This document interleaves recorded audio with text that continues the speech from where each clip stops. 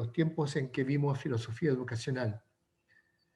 Y uno de los temas epistemológicos más importantes hoy día mismo es el concepto de experiencia. Experiencia porque nosotros tenemos un montón de experiencias en nuestra vida, ¿no? Experiencias de todo tipo, ¿verdad? La experiencia que ustedes tienen cuando entran al laboratorio es una experiencia científica. ¿Ya? No sé si ustedes podrían, por ejemplo, redactar en una página, por ejemplo, ¿no?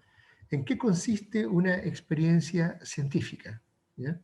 Sería muy interesante que pudiesen dominar ese concepto porque lo hacen habitualmente, ¿verdad? Ahora con la pandemia tienen dificultades para entrar al laboratorio, ¿no? ¿Están entrando al laboratorio todo esto, no? Solo virtual. Solo virtual, ¿ah? Es decir, Sí, el semestre pasado. hasta el laboratorio está todavía entonces lejano, ¿no? Y como está la cosa, yo creo que hasta el otro semestre no van a tener oportunidad. Ojalá que el próximo semestre tengan la oportunidad de volver otra vez a las aulas, ¿no? Bueno, una experiencia científica tiene ciertas características. Me gustaría que ustedes profundizaran en ese concepto para que se lo aclararan para ustedes y que lo pudieran expresar para mí, ¿ya? Yo, por el contrario, les puedo hablar de la experiencia filosófica, porque la experiencia filosófica un poco la conversamos, ¿verdad?, en este curso de filosofía educacional. No sé si la recordarán o no. Además, tampoco estoy muy seguro si lo hablé o no lo hablé, ¿no? Pero la experiencia filosófica y la experiencia científica son experiencias humanas fundamentales. Son experiencias muy hermanas, ¿ya? Tienen un mismo origen, que es la Grecia antigua, ¿ya? Y el pensamiento de los filósofos griegos está dirigido hacia lo que posteriormente va a ser la ciencia. Por lo tanto, aun cuando Aristóteles ya establece alguna distinción en la filosofía primera y que nosotros hoy día entendemos por filosofía,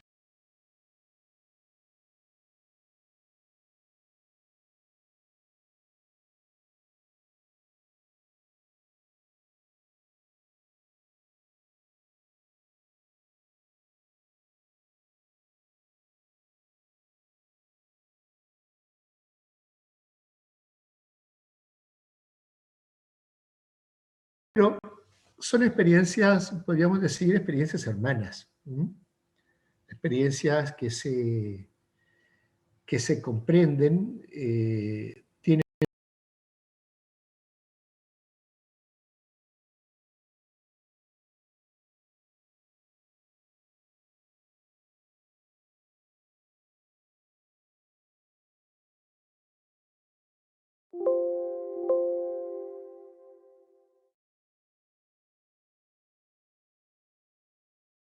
de estudios distintos, ¿verdad? Y por lo tanto, también tienen métodos distintos, ¿m? Porque los métodos están en relación con el objeto del estudio, ¿m? Profe, disculpe, ¿de qué dos disciplinas está hablando? Filosofía y ciencia. ¿M? Ah, ya, vale, gracias. Filosofía y la ciencia. Entonces tenemos la experiencia filosófica y la experiencia científica. Son dos experiencias distintas, pero son dos experiencias hermanas que históricamente brotaron juntas, ¿verdad?, en la antigüedad clásica, ¿ya? Entre los griegos, ¿no? Fundamentalmente Aristóteles, ¿no?, que fue el gran pensador. Bueno, pero la distinción de estas disciplinas se comenzó a establecer con claridad recién en el siglo XVIII, ¿no? Y yo diría que desde entonces a la fecha, pues hay una distinción notable entre lo que es la experiencia filosófica y la experiencia científica, ¿no? Hoy día nosotros podríamos definir con claridad en qué consiste cada una de estas experiencias.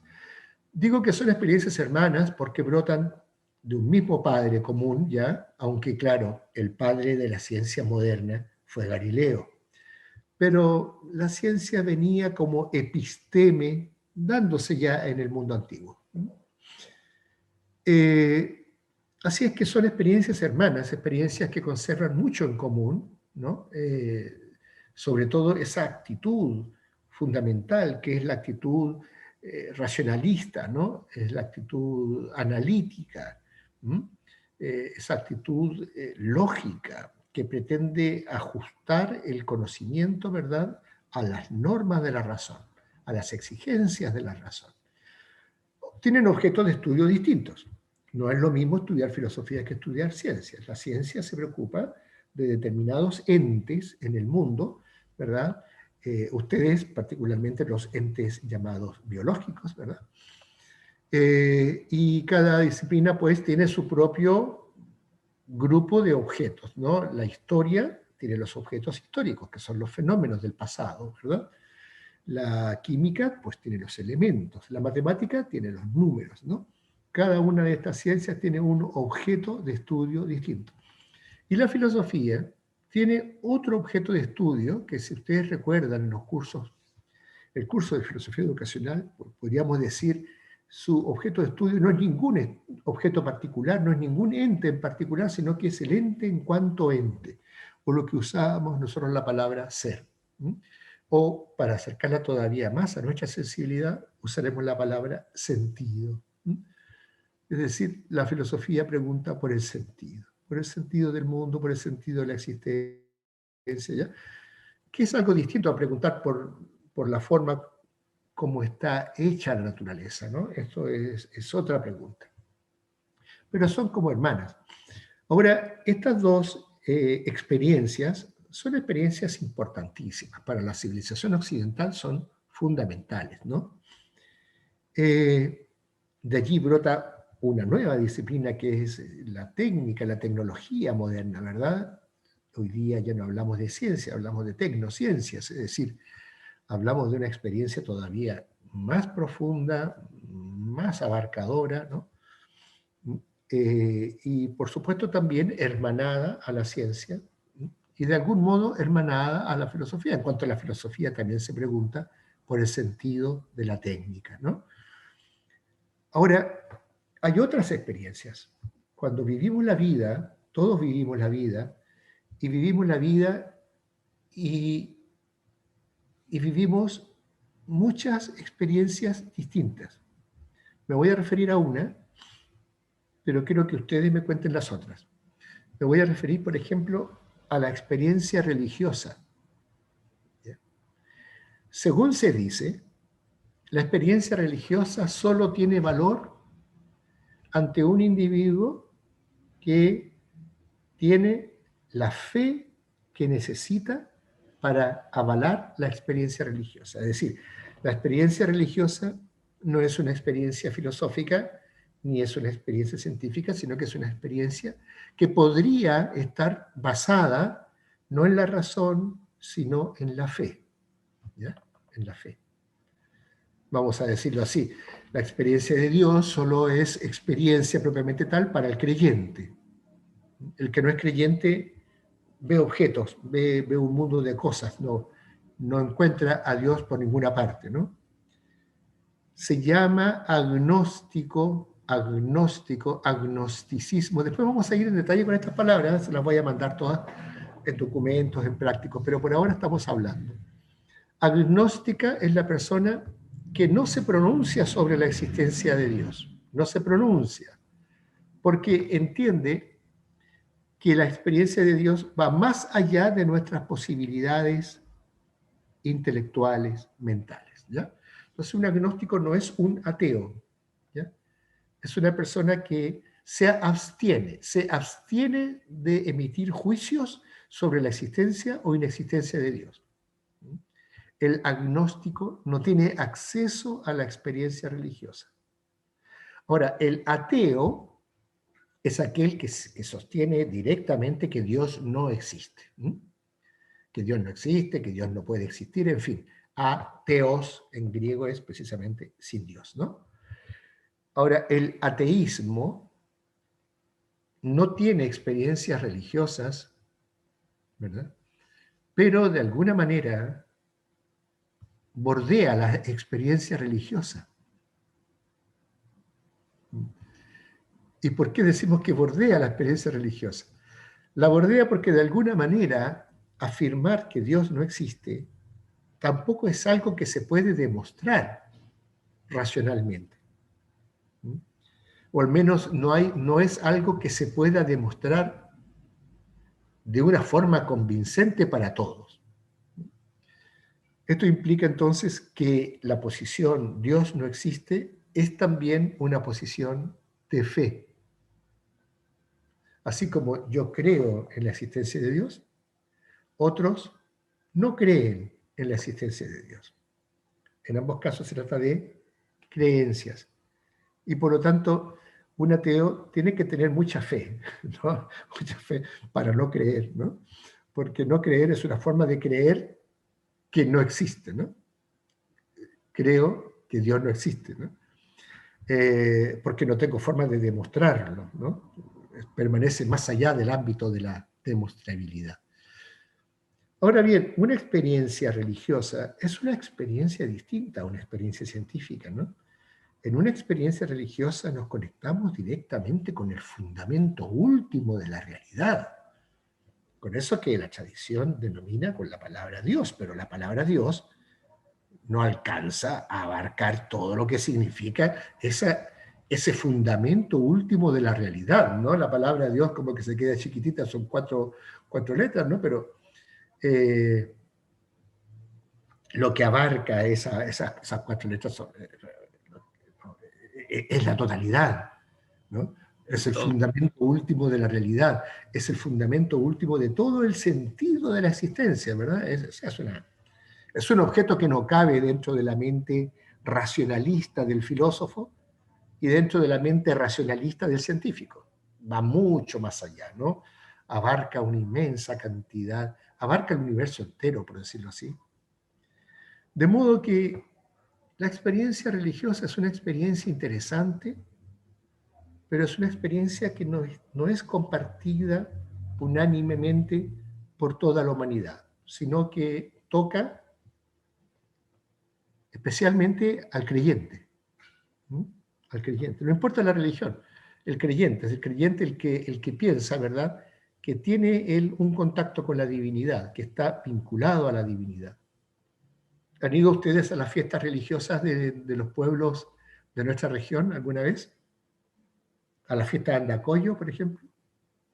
Sí. Yo he ido a las que están acá en el sur. ¿A dónde? En el sur Ya, hay una fiesta que se llama la de la Candelaria, son súper sí, grandes también. sí. Miren, nuestros pueblos, todos nuestros pueblos tienen una fiesta religiosa una vez al año por lo menos, ¿ya? Andacollo la tiene en octubre y en diciembre, tiene dos fiestas religiosas que son inmensas, grandes, con ferias, en fin. Pero yo he estado en pueblos bien pequeñitos de aquí del Valle o del Valle de Limarí, ¿ah? Y he estado visitando estas fiestas, ¿no? Y la devoción de la gente es la misma. Con independencia que nosotros, que somos seres más ilustrados y por lo mismo también más racionalistas, pudiera ser que no tenemos un contacto directo con el tema religioso, lo cierto es que nuestros pueblos son profundamente religiosos, ¿no? Nuestro pueblo latinoamericano es profundamente religioso. Y cuando uno mira la devoción de la gente y ve cómo la gente, ¿verdad?, hace mandas, enciende velas, paga las mandas, en fin, ¿no? Cuando uno ve el comportamiento de nuestro pueblo frente a la fiesta, frente, por ejemplo, a la chinita de Andacollo, donde yo, y fui mucho, hice 2 años un proyecto de investigación ahí, uno puede descubrir, ¿verdad?, que esta experiencia religiosa es profundamente vivida por nuestro pueblo, ¿no? Por nuestro pueblo. No sabrá mucho de muchas cosas, pero la cuestión religiosa la tienen muy dentro, ¿no? La tienen muy grabada dentro. Y la verdad es que eso les confiere el sentido a la vida y el sentido a todo lo que hacen, ¿no? Porque todo en última instancia es gracias a Dios, ¿no? Y si salió el sol, gracias a Dios, ¿no? Y entonces es una vida de agradecimiento, de acogida. Y cuando se la vive intensamente es también una vida profundamente inspiradora. Es decir, es una experiencia poderosa, pero hay quienes no tenemos acceso a esa experiencia. Hay quienes tampoco buscamos mucho vincularnos a esa experiencia, o sí, ¿no? ¿Mm? Hay veces que esa experiencia nos asalta en el camino de la vida, ¿ya? Vivimos toda la vida como si Dios no existiera, pero de repente ocurre algo, acontece un hecho determinado, ¿verdad? Y nos transforma, nos da vuelta a la mente y nos volvemos sujetos creyentes, ¿no? En fin, la vida es un misterio, así es que en cualquier momento, ¿verdad? Esa experiencia puede entrar en nuestra vida, ¿ya? Puede entrar en serio, no solamente como una reproducción de la religión familiar, ¿no? Todos somos, casi todos, en realidad no todos, pero casi todos en Chile provenimos de una familia católica o cristiana al menos, y conservamos esa religión familiar, pero no es lo mismo que cuando usted tiene la convicción propia, ¿no? Ya no solamente como una herencia, sino... Así es que ahí hay otra experiencia, es una experiencia que no pasa por la razón, pasa por la fe, pero es una experiencia profunda, ¿no? Profunda y bueno, es decir, yo diría eh, muy realizadora, digamos, ¿ah? Dota mucho sentido a todo lo que hacemos. En fin.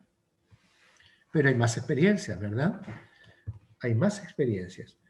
¿Quién de ustedes podría indicarme otra experiencia de vida que no sea ni la religiosa, ni la filosófica, ni la científica? A ver. La experiencia espiritual, la gente que se desdobla, por ejemplo. Pero eso está cerca de la religión, ¿o no? No, porque la religión es una forma de ver a Dios y que te une como una cultura, pero en cambio las experiencias espirituales son desdoblamientos o lo que le llaman el abrir el tercer ojo, esas Ah, cosas. sí, Son como conectarte con tu espíritu y en el fondo separarte de tu cuerpo, ya. que es algo real, algo que existe. ¿Cómo le llamarías? ¿Espirituales le llamas tú? Y ¿No? experiencias espirituales. Ajá. Son experiencias. Muchas veces se relaciona con la religión porque obviamente todo lo que tiene que ver con Dios es espiritual, es del plano espiritual, pero uno también se puede conectar con el plano espiritual sin Sí. tener que ver con Dios, y a eso se refiere las experiencias espirituales. Mm, Mira qué interesante, ¿eh? Hay experiencias también paranormales. ¿Eso sería una experiencia paranormal? Mucha gente lo considera experiencia paranormal porque no entienden en realidad lo que son, Ujú. pero no son experiencias paranormales, en verdad. Lo paranormal tiene más que ver con los ovnis, las cosas inexplicables. Lo espiritual sí es explicable.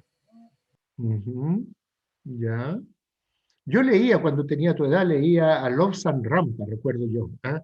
Y entonces estaba allí El Cordón de Plata, El Tercer Ojo, era la editorial Kier, y enseñaba desde la meditación hasta el desdoblamiento, las formas, ¿verdad?, cómo podía crecer la vida espiritual, obviamente sin vincularse a una religión en particular, aunque eran prácticas por lo general orientales. Eran muchos de estos escritores eran ingleses que habían viajado a la India, ¿verdad? Y allí habían encontrado estos caminos, ¿no? Claro, Eh, además de los gurús, los monjes sí, chinos. y en esa época, como andaban en la época del hipismo, nosotros andábamos todos locos detrás de este tipo de bibliografías. Recuerdo que en Santiago había librerías especializadas, por ejemplo, en la editorial Kier, que era una editorial inmensa que tenía puros libros dedicados a este tema, ¿ya? Y a mí me gustaban mucho, los leía con pasión, ¿no? Krishnamurti, en fin, había una inmensa cantidad de... Y por supuesto los libros hindúes, ¿no? Que también, el Bhagavad Gita, por ejemplo, por ahí lo debo tener todavía, ¿no? Y qué sé yo, los Upanishads, etc. Bueno, ahí también hay experiencias, hay una experiencia ahí, ¿verdad?, de la interioridad. Incluso hubo una época aquí en Chile, que usted a lo mejor nadie se los ha contado, pero fue una experiencia muy interesante que fue la que ocurrió con un, vamos a decir así, un maestro espiritual que se llamaba Silo. ¿Escucharon hablar de Silo? No, No, oh, pero eso No, nunca. fue En un impresionante. libro, ¿Ah? Palomita Blanca creo que era. Ahí se puede hablar de Silo, sí, claro que sí. Sí, Silo fue un gurú, un un maestro culto. espiritual, argentino, pero el hombre se lanzó a hacer grandes, ¿cómo podríamos decirlo? Se juntaba con todos los seguidores en la cordillera de los Andes, ¿no? De Chile y Argentina. Y hablaba una doctrina muy oriental sobre el conócete a ti mismo, ¿ya? Pero era interesantísimo y se llamaba el poder joven, ¿ya? Y el poder joven significa que que la sociedad debería quedar en poder de los jóvenes, ¿m? Que los viejos ya estaban para otra cosa, ¿no? Y esto yo estoy hablando de los años, qué sé yo, principios de los 70, ¿no? Quizás antes. Y estos chicos andaban por las ciudades con un yadram, qué sé yo, con unos libros que publicaban ellos, que eran libros bastante interesantes, y hablaban en la Plaza de Armas y en todas partes. Era como los apóstoles, ¿ya? Era un apostolado. Y quienes querían insertarse en esa escuela, digamos, que era nacional, estaba en todas partes, estaba en Argentina, en Chile, en todas las ciudades, tenía que de alguna manera pasar una prueba de iniciación, ¿ya? Y en esas pruebas de iniciación quedaba, qué sé yo, ¿no? De todo. Los jóvenes se fueron de las casas, renunciaron a todo, se iban a la montaña, vivían en comunidades, ¿qué le digo? Amor libre, etcétera, etcétera. Y duró un tiempo hasta que la sociedad entera se puso a favor de eliminar esta doctrina perniciosa, ¿no? Y traer a los jóvenes otra vez a sus casas, porque fue una verdadera revolución juvenil sorprendente, verdaderamente increíble, ¿no? Y no estaba por ningún partido político, era solamente el buscarse a sí mismo, el conocerse a sí mismo, ¿no? Y el transformar la sociedad en una sociedad más espiritual. Era propio de la época, ¿no? Así es que yo por ahí debo guardar todavía algún libro, a ver si lo encuentro por ahí, se los voy a mostrar. Pero debe estar en internet también, ¿ah? Silo ya murió de viejo en una casa de ancianos en Europa, no sé dónde, andaba en España, no sé dónde. Pero el tiempo que duró eso fue muy, muy sorprendente cómo los jóvenes, deseosos de querer experimentar esta nueva filosofía del conócete a ti mismo, del que el cuerpo es una máquina, ¿verdad? Estaba Ouspensky, había una serie de filósofos orientales dentro de esto. Muy interesante. Desapareció, por supuesto, desapareció completamente. Duró muy poco, pero lo que duró fue impresionante, porque había que ir, la familia iba a buscar los hijos a la montaña y qué sé yo, era una experiencia hippie también, ¿no? Hippie, pero muy intelectual, o sea, muy espiritual. No es decir intelectual, pero muy espiritual. Y había toda una doctrina, toda una teoría de que había que practicar al día los 4 centros, que era el centro vegetativo, o sea, había que comer bien, el centro activo, había que hacer ejercicio, el centro intelectual y el centro emocional, en fin, bueno. Hay un libro por ahí bastante gordote que se llama Fragmentos de una enseñanza desconocida. Ese era el libro de cabecera que tenía Silo. Un librazo grande de Oriente, ¿no? Pero que venía con toda una doctrina que en aquella época pegaba mucho, hasta los Beatles, ¿no? Andaban detrás de todo este tipo de sabiduría, ¿no? Fue una época en que Oriente entró con mucha fuerza, más encima después de la Segunda Guerra Mundial, la gente necesitaba espiritualidad, así que también vino un poco a llenar ese vacío. Ya, tenemos otra experiencia entonces, gracias. ¿Qué otra experiencia? A ver, ¿qué otra experiencia que usted hayan tenido que puede haber sido decisiva en su vida? Que no sea ninguna de las ya nombradas. La afectiva. La experiencia afectiva, la experiencia del amor, por ejemplo. El amor es una experiencia fundamental, ¿verdad? esencial. El amor lo cambia todo, cambia la vida, cambia el sentido de todo, ¿no? Quien es privilegiado y puede sentir el amor, ¿ya? En su versión más pura, me refiero. Obviamente que esa persona se ve bendecida, ¿no? Por los dioses, porque el amor es una experiencia que transformadora, ¿no? Intensa. No me refiero solo al amor de pareja, pero el amor de pareja es también una forma del amor, ¿no? Y por lo tanto vale exactamente igual que cualquier otra forma del amor, ¿no? Porque el amor no es algo en abstracto, el amor es una concreta relación, ¿no? Y puede ser hacia la naturaleza, puede ser hacia los animales, puede ser hacia las personas, puede ser, ¿no? Hacia Dios, etc. Tenemos la experiencia del amor, una experiencia profunda, ¿no? Tenemos otras experiencias. A ver.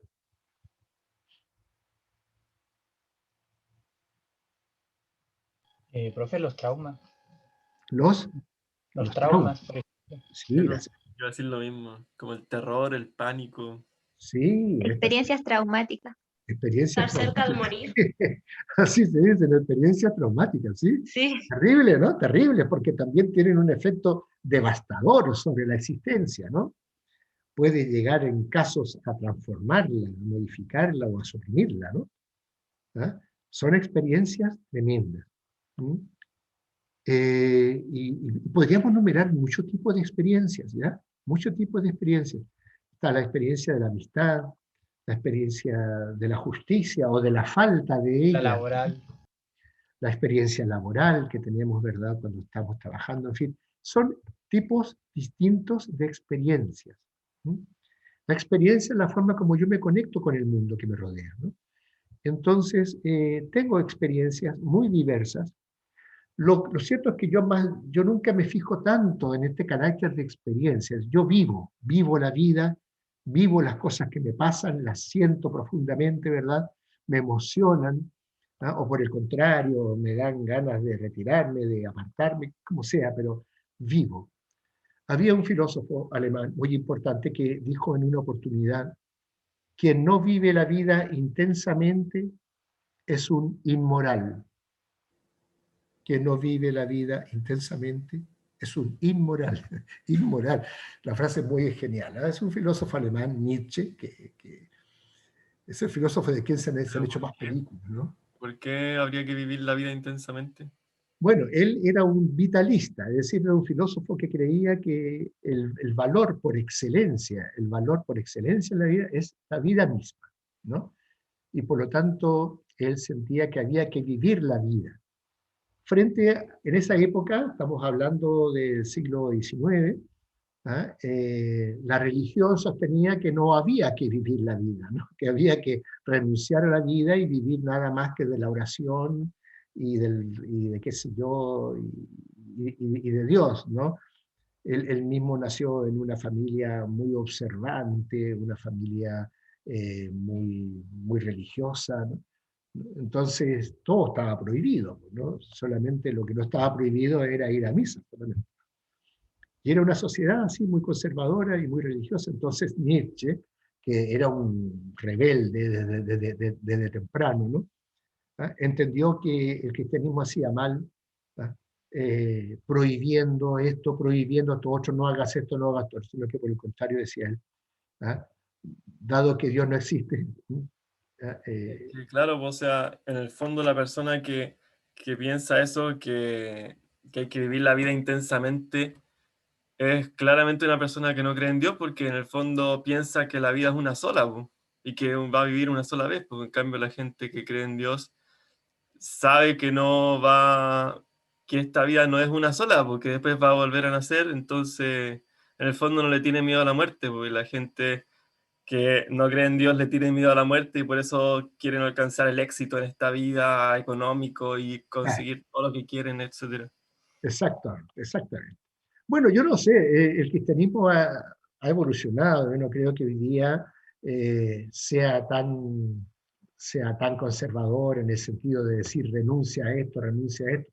Yo creo que no es tanto hoy día, ¿ya? Pero Pero yo cuando entendí esta frase, yo tenía la edad de ustedes, y yo entendí que había que entregarse a la vida, ¿no? O sea, había que romper todas las cadenas y lanzarse, ¿no? Y efectivamente, anduve mucho tiempo vagando, ¿verdad? De experiencia, pero no eran experiencias, eran vivencias, ¿no? Vivencias de todo al límite, ¿no? Es de vivir al límite. Digo, no sé cómo sobrevivía todo eso. ¿Mm? Un día amanecía debajo de un puente y qué sé yo, no tenía ni idea de qué había pasado. Vivía intensamente la vida, pero en donde intensamente significaba entregarse irracionalmente, entregarse a esta vida. Después fui descubriendo que vivir la vida intensamente no necesariamente significa entregarse a todos los excesos, ¿verdad? Sino que puede ser también intensamente en profundidad, ¿m? En valor, ¿ya? Y esto es otra cosa. Entonces, todo pendía de cómo se interpretaba la frase. Yo en un principio estaba en una adolescencia también rebelde y dije, ¿verdad? Dejaba poco tiempo para libros y cosas así, y la vida era todo, ¿no? Pero después uno también va buscando su centro, por decirlo así. Ahora, lo que hacemos por lo general nosotros es vivir. Es decir, ¿se acuerdan ustedes que a lo mejor hablamos en alguna oportunidad de experiencias y vivencias? No estoy seguro si lo hablé yo con ustedes en el curso, pero me interesa que ese par de conceptos sea nuestro punto de partida en esta reflexión epistemológica, ¿no? Por lo general lo que hacemos es vivir. Vivir la vida. Vivir la vida significa disfrutar de las cosas buenas, rehuir las que no son tan buenas, significa tener vivencias, no quiero llamarlas experiencias, porque entiendo que una experiencia es vivir la vida, pero algo más, ¿no? Es de alguna manera sacarle a esa vivencia una lección. Vamos a decirlo así. Sacarle a esa experiencia una lección. O sea, poder no solamente vivir la vivencia, sino también experimentarla en una dimensión de sentido. Pero lo que hacemos, ¿sí? Aprender algo de lo que se vive. Don Camilo, diga. Como usted dice que la diferencia entre vivencia y experiencia sería que uno aprende algo de la vivencia, ¿o no? Claro, una experiencia es sacarle provecho a la vivencia. Por ejemplo, yo puedo hacer un viaje a Machu Picchu, ¿me entiende? Con unos amigos, pasarla estupendo, pasear por el Cusco, sacarme fotos, sacarme otras fotos en Machu Picchu mismo, ¿verdad? Disfrutar el paseo y regresarme. Y yo digo, bueno, usted tuvo una vivencia maravillosa de haber disfrutado ese paseo, pero ¿qué experiencia sacó de todo eso? Y uno dice, escucha, yo no fui con el afán de hacer un tratado objetivo, sino que simplemente me limité a vivir, a disfrutar ese viaje, ¿no? Pero, por ejemplo, una cosa es llegar a Machu Picchu y sacarse un selfie, por ejemplo, que usted ve que Facebook está lleno de selfies de Machu Picchu, ¿no? Y otra cosa es descubrir lo que significa realmente, ¿no? Es decir, penetrar en ese mundo, ¿no? Entonces usted no solamente va por el afán de divertirse a sacarse las fotos, sino que descubre un mundo allí extraordinario que habla de civilizaciones antiguas, habla de nosotros, en fin, o sea, usted puede, si usted hace un ejercicio de profundizar en lo que es esa experiencia, ¿verdad? Antes de ir, usted llega allá y verdaderamente cae en estado de éxtasis, es decir, ve con sus ojos, ¿verdad?, aquello que conserva el sentido de esa historia, de esa tradición.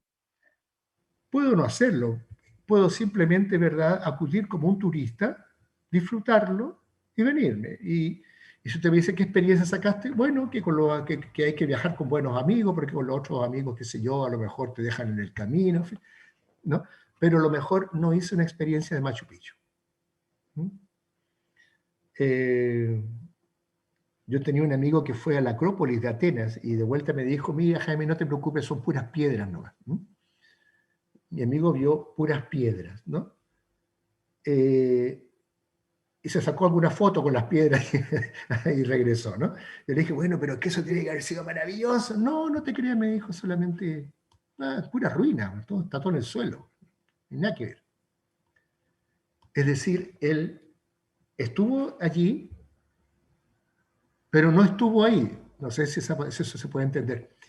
Estuvo, pero no logró aquilatar la profundidad de ese lugar, ¿no? La historia. Que si yo nunca he viajado a Atenas, pero, y ya con la pandemia creo que ya no voy a viajar, pero si tuviese la oportunidad por algún milagrito por ahí de llegar hasta allá, yo creo que me emocionaría porque he estado toda mi vida estudiando a los filósofos griegos y ver eso debe ser, no solamente ver las piedras, ¿no? Usted ve el Partenón, ve, qué sé yo, las Cariátides, ve los olivos, en fin, usted se hace un mundo ahí, pues es un mundo. Pero ese mundo necesita que usted esté abierto a la comprensión de ese mundo, que usted pueda intelectualizar esa vivencia. Antes, ¿saben lo que hacíamos? Antes existía eso del diario de vida, ¿no? Era de varones y de mujeres, ¿ya? Pero también yo tengo muchos diarios de vida de insignes poetas, etcétera, ¿no? En el diario de vida uno llegaba en la noche, ¿verdad? Y volcaba en el papel lo vivido. Era como llevar la cuenta de la vida que llevaba uno. No expresabas todo lo que te pasó en el día, pero las cosas relevantes sí, las escribías, ¿no? Porque al escribirla, traduces la vivencia en conceptos. Entonces tú sabes qué te pasó, tú sabes qué viviste, o tú sabes qué sientes. Ahora, claro, hoy día ya no se usa eso, ¿te das cuenta? En mis tiempos, cuando yo tenía la edad de ustedes, yo iba al correo a esperar las cartas que me llegaran, ¿no? Y las cartas eran 6, 8 páginas, ¿no?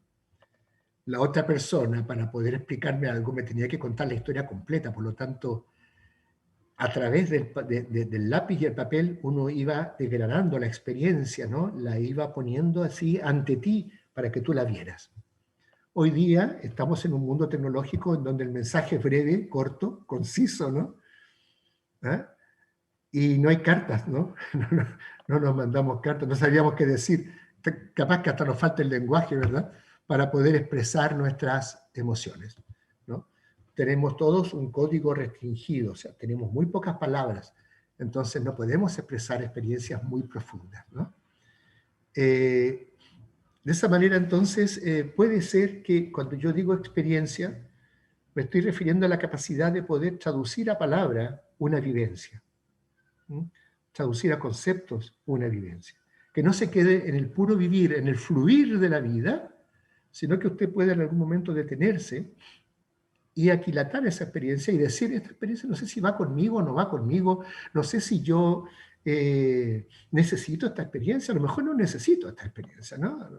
Hay experiencias que están ahí esperando, pero uno no las va a vivir porque piensa que eso lo va a conducir quién sabe a dónde, ¿no? Es como lanzarse a la heroína, ¿no? Y te vas por el agujero. Entonces, es mejor tener más claridad sobre la vida.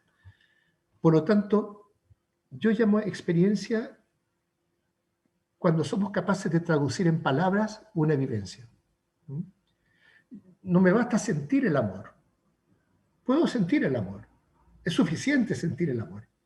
Es suficiente sentir el amor.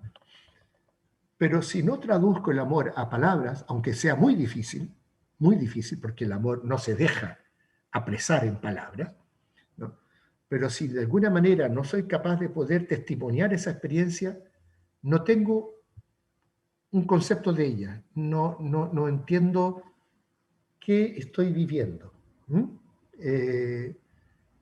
No entiendo mi mundo interior. Es decir, hay una serie de cosas ahí que son cosas extrañas, ¿no? Se dice, hay un historiador que dice que si Europa hubiera aprovechado la experiencia de la Primera Guerra Mundial, no hubiera habido una Segunda Guerra Mundial.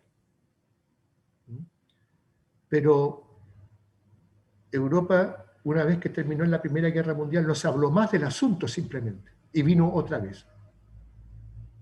Si se hubiera hecho una vivencia espantosa, terrible, porque asoló las ciudades completas, se borraron ciudades completas, en fin, miles de millones de muertos. Jóvenes, sobre todo, los jóvenes de todas partes fueron a morir ahí en esas trincheras del infierno, ¿no? Pero no hubo una especie de sacar una lección de eso. Los intelectuales también callaron y como quisieron, bueno, nunca más se hable de esto, ¿no? Una cosa así. Y esto hizo que en muy poco tiempo, ¿verdad?, sobreviviera la Segunda Guerra Mundial.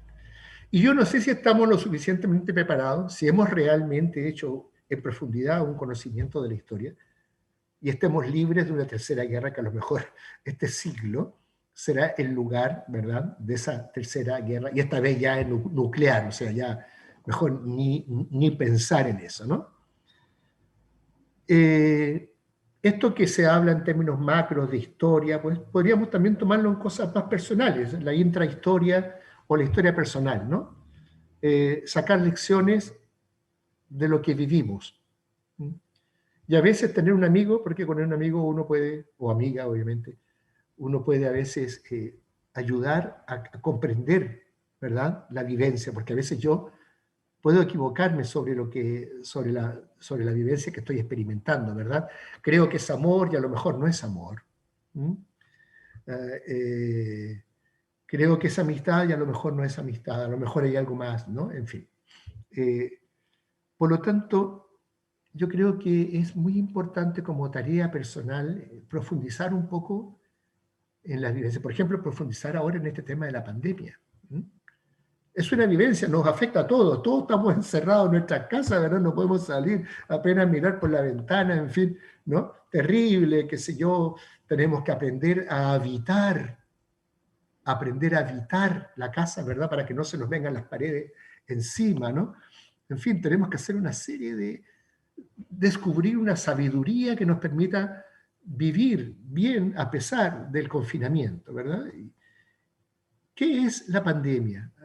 ¿Qué es la pandemia para cada uno de ustedes? ¿Alguien me podría decir qué es esta experiencia?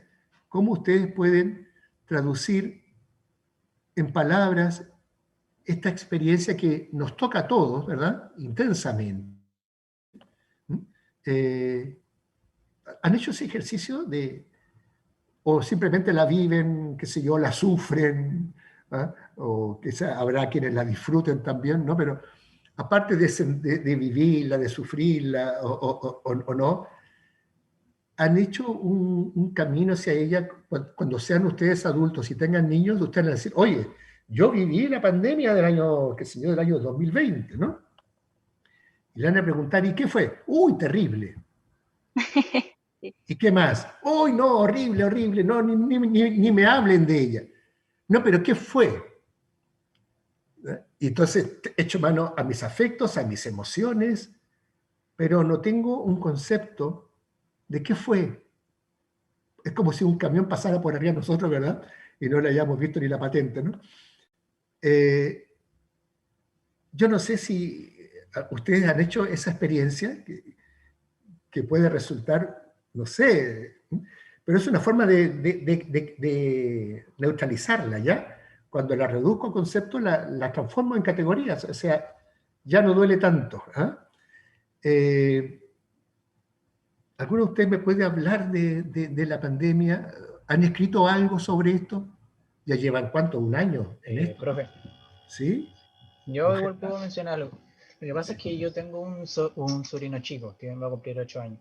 Ya. Pero resulta que en mi familia estamos obviamente todos estresados, al igual que todos ustedes. Sí, claro. Yo vivo con 2 personas que están en grupo de riesgo, que son mis papás. Mire. Entonces, también para mí es súper estresante a veces no poder hacer algunas cosas y por ese cúmulo de situaciones uno anda estresado, porque muchas veces uno no mide las palabras o que está pensando en otras cosas. Exacto. Entonces, a veces también eso forma dramas familiares, O por ejemplo, que uno está hablando con el papá y de repente le levanta la voz. Pero no Claro. porque uno sea irrespetuoso ni nada. Sí, O al igual que a un niño, uno quiere ser súper buena onda con él, juguetón y todo, pero pasa una situación X en tu casa y uno se altera un poco y al tiro dicen, oye, ¿por qué le dijiste esto?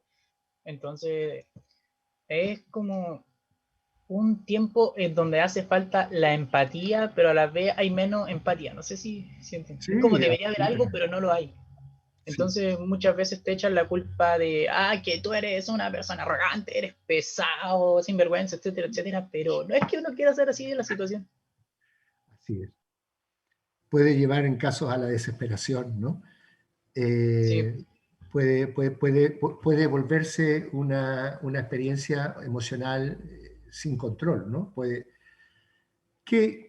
¿Cuál es la salida? ¿Cuál es la solución?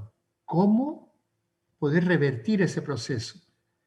Yo creo que creo, supone concentrarnos. A ver, siga por favor, Geraldo.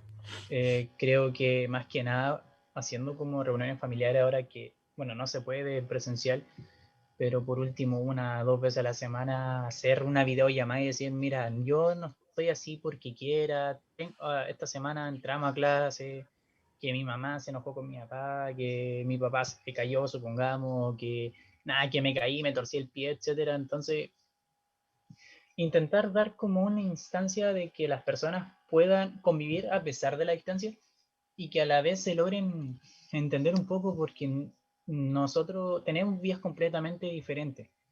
Mi hermana quizás se estresa por su hijo, que es travieso, se estresa por mi cuñado, pero yo también tengo otro tipo de estrés, que el perro, que el gato, que mis papás, que no me pesca el internet, que no me meto en la clase, etcétera, etcétera.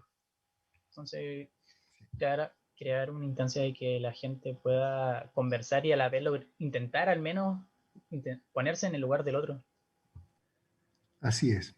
Es muy interesante eso que me cuenta. Gracias, gracias por la confidencia, porque nosotros nos nutrimos, nos alimentamos, ¿verdad? Precisamente de experiencias, ¿no? Esas experiencias tuyas, pues no solamente las estás viviendo tú, las están viviendo todos en este mundo. Entonces, y no solamente aquí, sino que en la China también, ¿no? Y esto implica que como que las exigencias del tiempo actual nos exigen un poquito más de sabiduría para enfrentar estas situaciones, lo cual es difícil porque no nos enseñaron eso, ¿no? Eso no estaba en las asignaturas de la enseñanza media, ¿verdad? ¿Alguien más quiere contar una experiencia sobre este tema? Sí, o sea, igual depende, por ejemplo, lo que le pasa a Gerald, depende mucho de si tienes espacios para estar tú solo. Por ejemplo, si compartes pieza con tu hermano chico, debe ser terrible pasar una pandemia, po. Pero si tienes tu pieza solo, donde tienes tu privacidad y nadie te molesta, puede ser hasta agradable, pues se pueden aprender a hacer muchas cosas. Y también está el tema de que como experiencia la pandemia, yo la veo como algo súper bacán, en verdad, porque es un cambio de cultura que se está produciendo en todo el mundo ¿Sí? y que lo estamos viviendo, pues. Lo estamos viviendo, lo estamos experimentando Nos ha y quizás tocado. en el futuro ya no exista pandemia y se vea la pandemia como ahora se ve la guerra, la Segunda Guerra Mundial, como algo histórico. Sí. O quizás haya otra pandemia y se hable de la pandemia 2020, como dijo usted, y después la pandemia 2050. Y son cosas históricas bastante interesantes de ver. El hecho de que todos usen mascarilla, que haya jabón en todos lados, que se entre de a uno a las tiendas, me parece bastante interesante. Yo creo que nuestra historia nacional está llena de experiencias traumáticas, ¿ah? Pero también creo yo que hay que dejar un espacio a la esperanza, ¿no? Pensemos, por ejemplo, Chile vivió una dictadura, ¿no? Durante una inmensa cantidad de años, ¿no? Fue todo terrible, ¿no? Y nos tocó a los profesores estar en la universidad defendiendo muchas veces a los estudiantes, ¿no? En las barricadas, etcétera, ¿no? Siempre fue una experiencia tremenda, atroz, hizo trizas la educación en Chile, en fin, pasaron miles de cosas.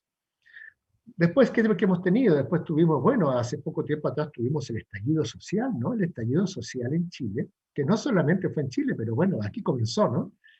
y constituyó una experiencia extraordinaria. Yo no sé cómo la vivieron ustedes, ¿ah? Pero bueno, la primera parte fue buena, después cuando ya comenzaron a destruir las ciudades, ya la cosa como que comenzó a tomar otro cariz, pero todavía hoy día, ¿verdad? Vemos una ciudad que está blindada, ¿no? Porque, bueno, porque no ha terminado esto, ¿no? Pero son muy pocas las personas que han, por ejemplo, escrito sobre esto, ¿no? Yo tengo 2 textos allí de periodistas, ¿ah? Que han planteado el tema del estallido social como un tema histórico relevante en Chile, ¿no? Para muchos es simplemente terrible, terrible, o maravilloso, maravilloso, digamos. O sea, tenemos palabras afectivas para describirlo, ¿no? Pero, ¿qué ha sido? Ahora estoy escribiendo un libro sobre esto, no sobre esto, pero tiene que ver con esto. Y también uno se pregunta, bueno, ¿y qué ha sido, ¿no? Ese estallido social? ¿Cuál ha sido su estatus ontológico, diría un filósofo, ¿no? ¿Qué ha sido? ¿En qué ha consistido su ser? Una persona religiosa, por ejemplo, mira a la pandemia y pensará que es un castigo de Dios, ¿no? Y de hecho en mi vecindario, que está lleno de señoras que tienen muchos años, que pertenecen a la antigua iglesia, piensan que es un castigo de Dios, ¿no? Por algo malo que hicimos, qué sé yo, ¿no? Bueno, es una forma de verlo, ¿no? Desde una determinada experiencia, ¿no? Hoy día usamos la palabra paradigma, y cuando ustedes, como están en un curso de paradigmas, entonces vamos a ir caminando en esa dirección, pero si yo lo miro desde una experiencia religiosa, entonces tengo que pensar que la pandemia, ¿ya?, es algo que tiene que ver con la divinidad de alguna manera, ¿no? Y el estallido también tiene que ver con la humanidad, con la religiosidad.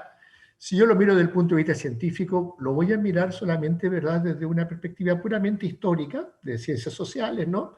Lo voy a describir en sus datos, ¿no? Y probablemente voy a tratar de prever alguna incidencia futura. Si lo miro desde una perspectiva filosófica, voy a tratar de buscar en qué consiste, cuál es el ser de todo esto, cuál es el significado, ¿ah?, de todo esto, ¿no? En fin, ya ven ustedes, desde donde yo me ponga, ¿verdad?, voy a tratar de acercarme a un fenómeno que en el fondo es pluridimensional, y son tremendas experiencias que hemos vivido, pero yo no sé si las hemos vivido como experiencias o como vivencias. ¿Mm? Nos han pasado muchas cosas, nos han estremecido y se han ido. Y luego han venido otras, nos han estremecido y se han ido, ¿ya? Y ahora otra nos estremece y luego se irá. Pero si alguien me pregunta, o yo tengo que decirle a los nietos luego, bueno, yo les voy a explicar qué fue todo eso. Ahí tendría que hacer un ejercicio, ¿verdad?, de decir, bueno, ¿cuál fue el sentido o el significado? ¿O no tuvo ni uno? ¿O es solamente un destino que funciona así azarosamente, ¿no? ¿O fue una lucha, ¿verdad?, por alcanzar niveles elevados de justicia, de igualdad, en fin, de reconocimiento? No sé. Esa es la tarea, ¿ah? A mí me gustaría que ustedes fuesen capaces de poder traducir a palabras sus vivencias, cualquiera, desde las más simples, ¿ya?, como puede ser el cariño que experimentan por su mascota, ¿no?, hasta aquellas en las que ustedes se han visto un poco más en juego, ¿no?, que puedan traducirlas a conceptos, ¿m? Y puedan decir, por ejemplo, fue una buena experiencia o fue una mala experiencia, pero me ayudó porque aprendí. Todas las experiencias tienen eso de que aprende uno. Me gustó, ¿ya? Pero donde trascendamos el plano de la pura emocionalidad, porque la emocionalidad es lo que, no, es lo que está ahí, ¿ah?, es lo que más nos hace sufrir, nos pone alegres por momentos, ¿no?, pero también nos afecta, ¿no? Quizás con más serenidad uno puede pensar que debe hacer algo con su vida a pesar de eso, ¿no? Y debe posiblemente ayudar a los demás también. ¿Mm? Renunciar tanto al yo quiero, ¿verdad?, a ese yo molestoso que está siempre pidiendo cosas, y ahora que viene Semana Santa, ¿verdad?, hacer un ejercicio un poquito de desprendimiento también, ¿no? De decir, bueno, necesito poco. ¿Mm? En fin, creo que todo esto supone un trabajo con uno, un trabajo que puede durar toda la vida, pero para nosotros, tratar de calzar algunas palabras que nos puedan servir después para ir construyendo desde ahí otro edificio. Les estoy inmensamente agradecido por estar acá, por compartir. Gracias, Gerald, gracias, chiquillas. Camilo, un abrazo. Cuídense mucho, ¿ya? Empiecen a avanzar, como dice Camilo, un poco por la vía espiritual, porque vamos a salir de esto siendo mejores. No vamos a luchar contra una pandemia que está ahí instalada, feliz de la vida, ¿no? Pero podemos hacer mucho por neutralizarla, ¿no? Porque sus efectos no nos toquen tanto, ¿no? En fin, suerte. Nos vemos la próxima semana. Cuídense, cuídense, cuídense. Hasta luego. Ya, profe, cuídese. Chao, profe, gracias. Chao, profe. Profe. Gracias. Muchas gracias. Gracias.